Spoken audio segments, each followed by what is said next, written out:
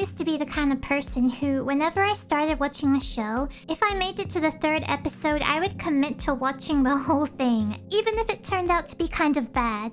And so, I got curious wondering what people considered to be the worst anime of all time. So I searched online to figure it out. And doing this actually led me to 2 separate titles. And I'm going to watch both of them so that you don't have to.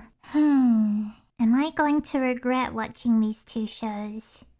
Oh well, no going back now. The first show that I found is the one that seems to be the most universally accepted as the worst anime ever made. And it's called Destruction on Mars. The episode starts off in space.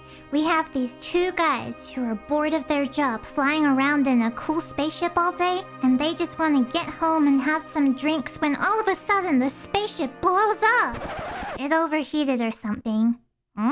This spaceship contained a kind of material that was found on Mars, and as the spaceship blew up, this material broke off into little pieces and entered the Earth's atmosphere. And years later, they caused the birth of these Goma, Digimon-looking aliens who are out to cause havoc. But it's okay, because we have these anime girls here who are going to take care of them. Except one of them doesn't react at the enemy's first attack and immediately dies.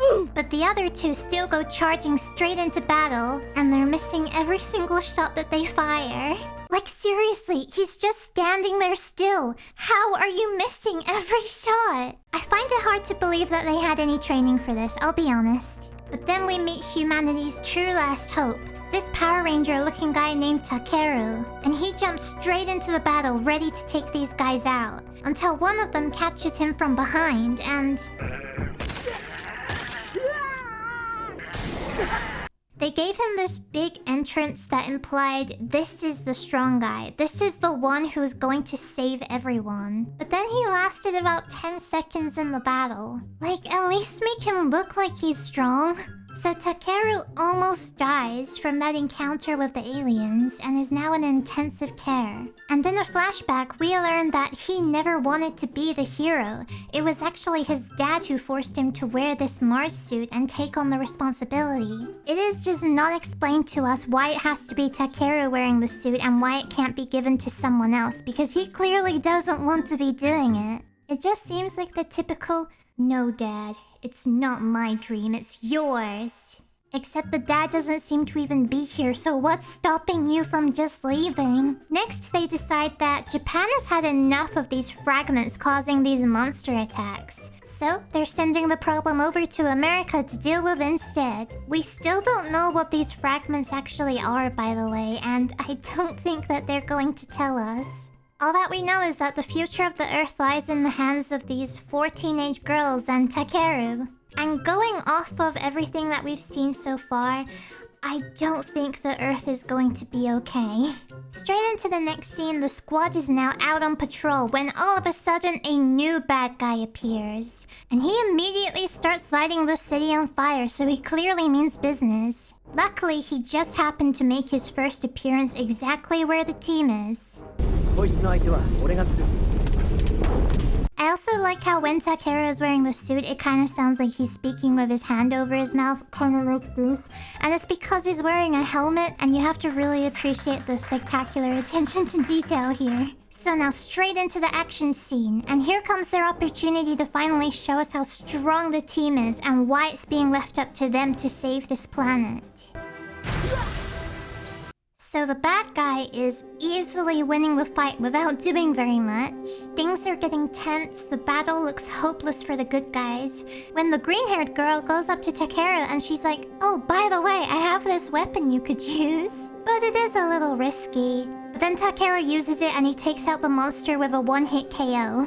So in other words, this entire battle and all of the pain that the characters just went through was not needed because they could have started off with that weapon and ended it immediately. They didn't even need to get out of the car. They just chose to do things the hard way for absolutely no reason. Good job! And now that the fight's over and everybody's relieved and just having a little rest on the street, it turns out that they let their guard down too soon because the monster comes back to life. NANI? And he grabs Takeru and starts talking. The real ones who invaded Earth and are the true aliens are the humans. And then he dies again. Okay, this was a bit of a mess. You might be thinking, oh, there are probably a lot of in-between scenes leading up to the climax which would have made it more impactful.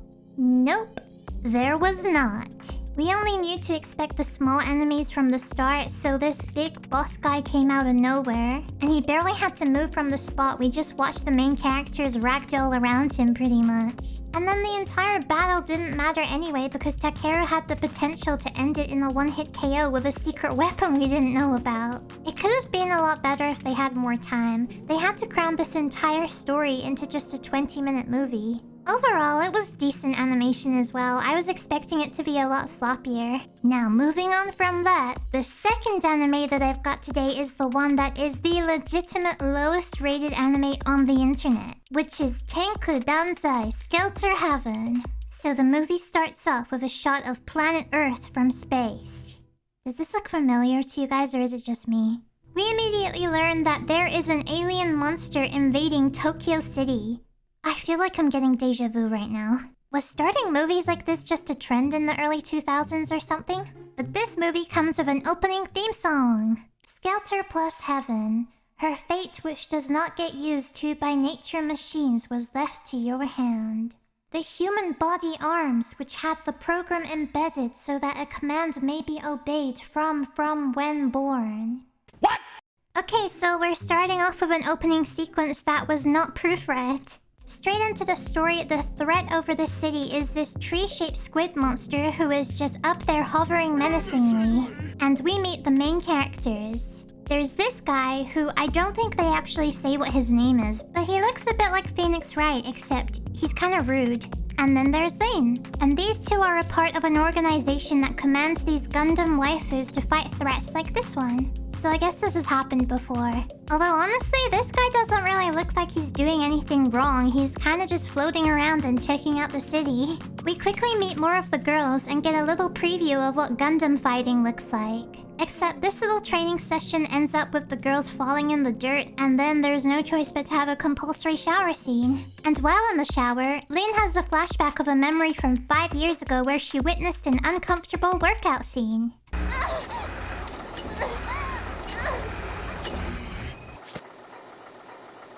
But there is a great explanation of the meaning of this memory and why she thought of it just then. Just kidding, we're moving on to the next scene now and it's never gonna be brought up again. So now the girls are all prepared for battle and off we go. We're straight out into the action and it looks like everything is going right according to plan. Until the monster actually starts to fight back, and I guess that they weren't expecting this because 2 of them got taken out on its first, honestly kind of slow attack. Lena's really distressed after this and she's looking like she might not be able to continue the fight. Until the main guy tells her to get over it, and I guess that's all she needed to hear. It had the same energy as this scene from Digimon. That's the saddest story I ever heard. I'm the one with the problem, not you. Get over it. Okay.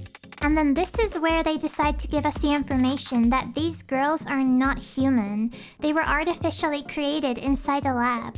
Sure, why not? After saving the main guy's life, Lin then confesses her love to him, which feels like it comes out of nowhere, but we have to have that extra little bit of drama mixed in there. And she rushes headfirst into that monster. After a sword cuts the side of the monster, Lin is now somehow inside its core. The monster speaks to her telepathically, talking about humanity's destructive desires. But she argues that it's not all humans, and the reason why she fights is for the ones that she wants to protect. Then the monster goes up in smoke, and I guess that Lane sacrificed herself in the process? You're kind of just left to assume. But plot twist! We get a scene from 1 year later, and we find out that there are now dozens of the same monster hovering over Tokyo. Oh my god! So all of the efforts that we just watched were in vain. The end. This show had me so confused that I had to watch it twice to understand. Nothing was explained. We don't even know where that monster came from or why it was there. And all of the scenes came and ended so fast that it felt like I was watching a fan-made edit of the best moments. I think that the online ratings definitely make sense now. Were both of these movies bad? Yes. Were either of them the worst movie that I've ever seen? No. Some parts had me genuinely laughing out loud. Granted, they weren't supposed to be funny moments. But still, I had fun talking about them to you. Anyway, that's all. Go watch a good show like K-On! Now. If you enjoyed this video, please be sure to subscribe and turn on the notification bell so that you don't miss any more animated videos from me. And if you've seen either of these anime, please let me know what you thought of them as well down in the comments. And if you don't know what to watch next, click right here on the video to check out my latest video about anime tropes. I'll see you over there. Thank you for watching. Bye!